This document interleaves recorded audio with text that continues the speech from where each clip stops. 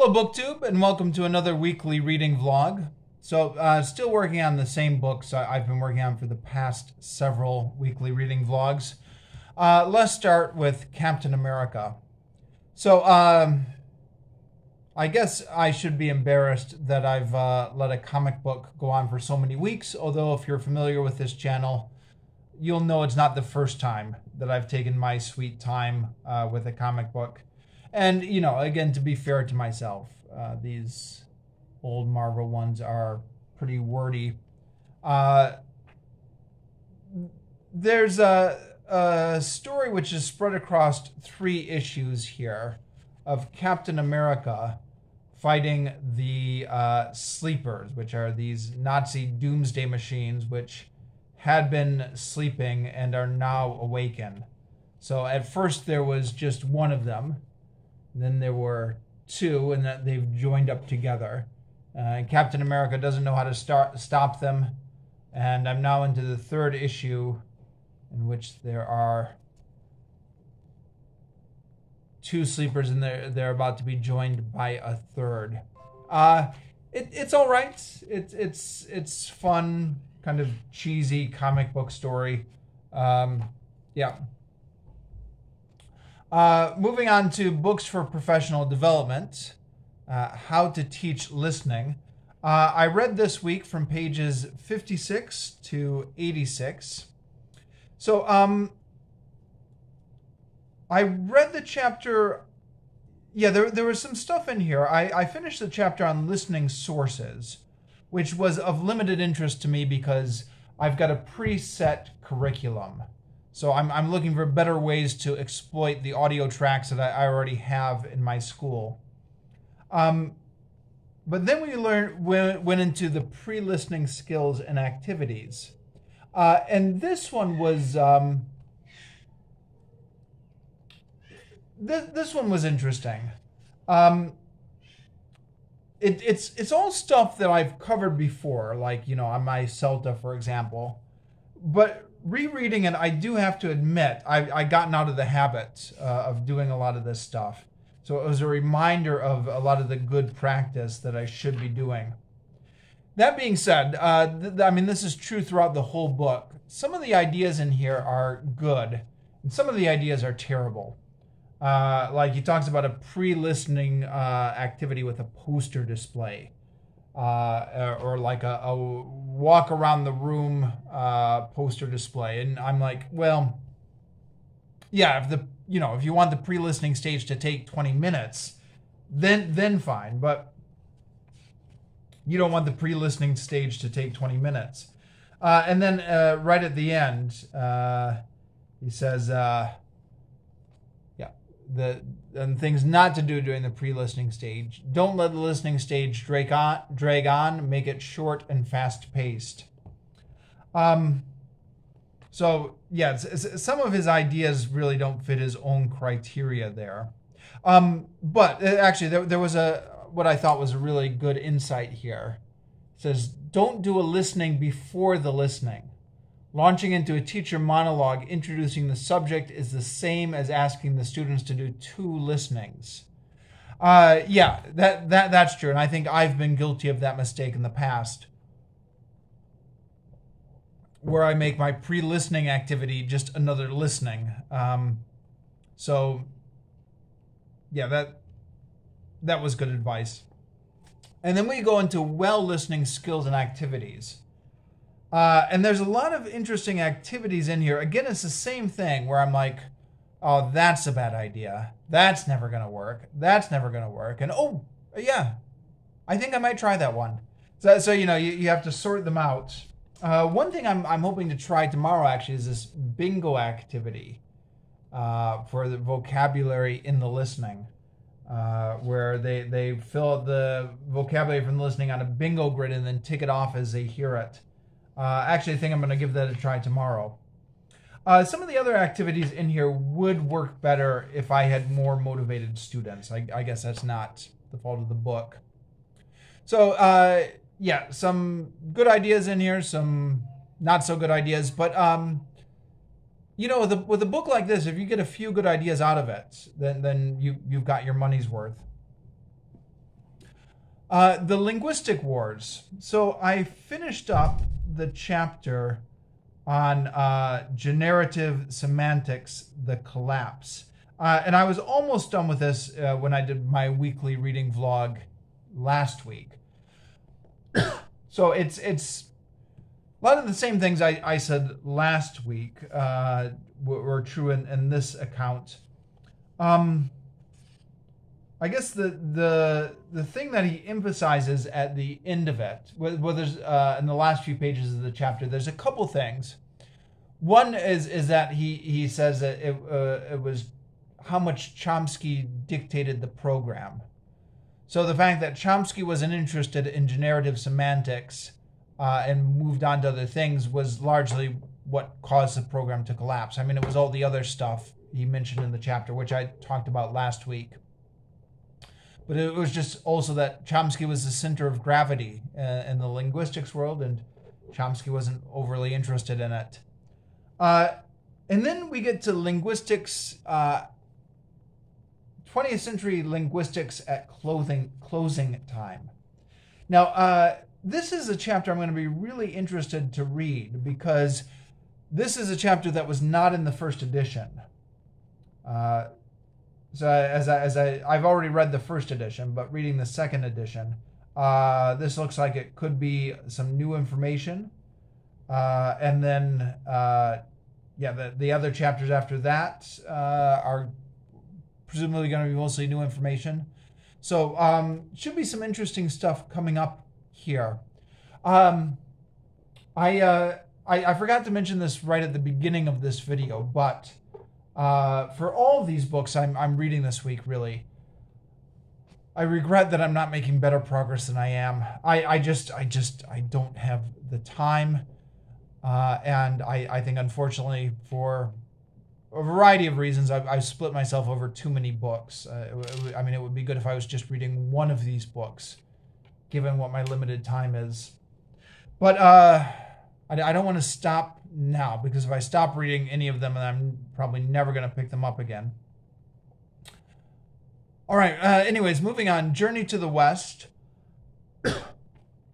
Read from pages 112 to 140 this week. So finished up one adventure, and I'm on to the next adventure. On the adventure I finished up, the Tang priest was caught by a monster under the river, and the monkey and the pig and Friar San were going to rescue him. So the Friar San and the pig fought the monster under the river, and they were unable to defeat him. So they, as they had worked out with the monkey, they retreated, and the plan was to draw the monster out of the water. Then the monkey would fight him on the land. There was some explanation, I forget what it was. It was very briefly mentioned about why the monkey really couldn't fight under the water. It may have just been like a simple one-liner about how the monkey's just no good underwater. I don't know. So they get the monster out on the land, and the monkey attempts to fight him. Well, no, they do fight for a little while, but then the monster flees back into the water. So then the pig and the Friar Sand go again to try and fight the monster and coax him out. And the idea is they just want to get the monster's head to pop up above the water so that the monkey can hit it with his cudgel. But the monster doesn't want another fight. So the monster barricades himself in his house, and they can't get him out. So the pig and Friar Sand go back to report this to the monkey, and the monkey goes off to get help from Bodhisattva, or the Guanyin, the female Bodhisattva. And monkey goes to her palace. This is this is something I think actually I've mentioned before, which happens in a number of episodes in this story, where if monkey can't defeat the monster, he just goes to Guanyin for help.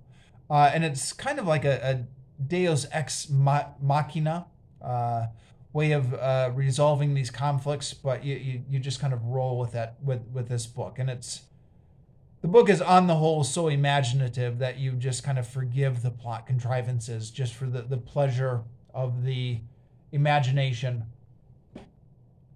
So he goes back to Bodhisattva, and Bodhisattva is in her garden, and she makes the monkey wait, and she's weaving together a basket. And then she comes out and she goes with the monkey, and she has her shoulders uncovered, so she's like half dressed or something like that. And the monkey urges her to get dressed, but she says, no, there's no time. So they go, and Bodhisattva puts her puts her basket in the river and gets a goldfish out of the river. And it turns out this goldfish is the monster. And the goldfish used to be one of the goldfish in Bodhisattva's garden. And he used to always come up to listen to her do the sutras or whatever the chants were. And so he acquired all these enlightenment powers that way and was able to transform himself into this huge monster. But now Guinan's got him back as her goldfish. Yeah, that's another neat thing about this book, is that the monsters are all animals who've like acquired powers in some way. So yeah, it's changed back now to the goldfish. Bodhisattva takes him away, and the monk is rescued. The priest is rescued, but they still need to get across this river. But then this huge giant sea turtle comes swimming across the river. And offers him to take him across. And they don't trust him at first. But the sea turtle said, that was my home that the demon had been inhabiting, and he had kicked me and my family out of that home. So now that you've gotten rid of the demon for me, I'm in your debt and I'm willing to do anything for you. So that he takes him across. And that's the end of that adventure. And as this book goes, it's rather episodic. They're into another adventure in the next chapter. Next chapter, they're crossing a mountain where there's lots of demons. They don't have any food, so Monkey's going to go off to get food. Now, before Monkey leaves, he draws a circle around the Tang priest and pig and Friar Sand, and he says, as long as you'll stay in this circle, you'll be protected. I put some magic around it. And this is actually another case of the monkey having strange and inconsistent powers which seem to show up randomly from chapter to chapter, something I've mentioned before. And I mean, I would complain about it if it was a kind of book where you cared about this kind of stuff. But you don't really care about it with this book. You're just along for the ride. So the monkey's going off to beg for some rice, and he goes to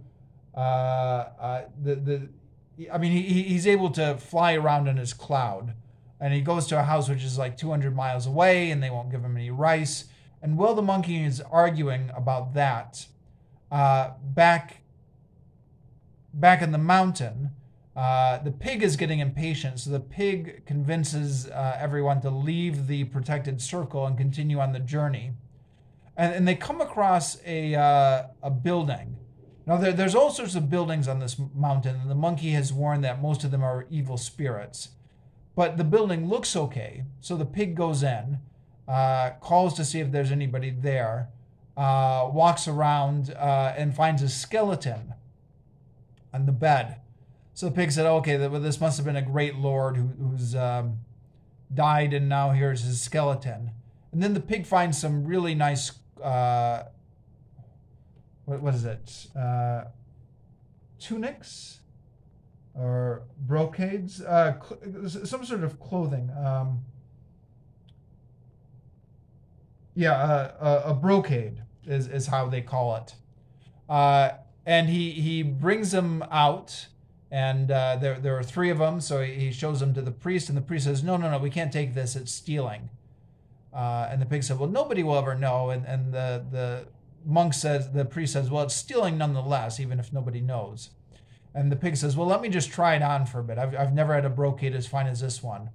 So he puts it on, and Friar Sand puts one on, even though the priest tells him not to. And then it turns out that this clothing is a trap. So the clothing tightens itself around them and traps them. And the priest tries to get them free, but then the priest gets trapped in it. And sure enough, it's the monster. So the monster captures them, and the priest tries to explain what's going on and said, you know, it's my disciples who wouldn't listen to me. They took the brocades. I'm a priest. I would never do such a thing. Just let us go. We're on our journey east to get the scriptures, and we'll say prayers for you if you let us go. But it's been established several times in this journey that the priest has like magical flesh, and anyone who eats it, it has like rejuvenating powers. So the monster wants to eat the priest. And that's as far as I got for this week. So, I'm sure the monkey's going to rescue him somehow, but exactly how, we'll go for next week.